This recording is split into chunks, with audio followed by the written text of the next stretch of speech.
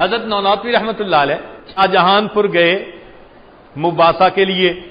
مختلف مذاہب کے لوگ آئے ہوئے تھے اور ہر ایک نے اپنے مذہب کی صداقت کو ثابت کرنا تھا.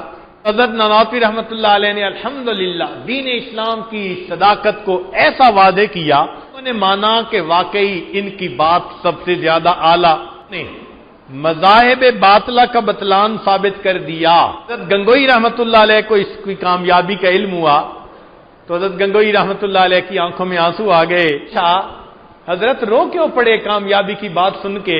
گنگوئی رحمۃ اللہ علیہ نے فرمایا کہ مجھے لگتا ہے کہ میرا دوست اب مجھ سے جدا ہو جائے گا. پھر فرمایا کہ اسے جس کام کے لیے اللہ نے پیدا کیا تھا وہ کام انہوں نے کر دیا.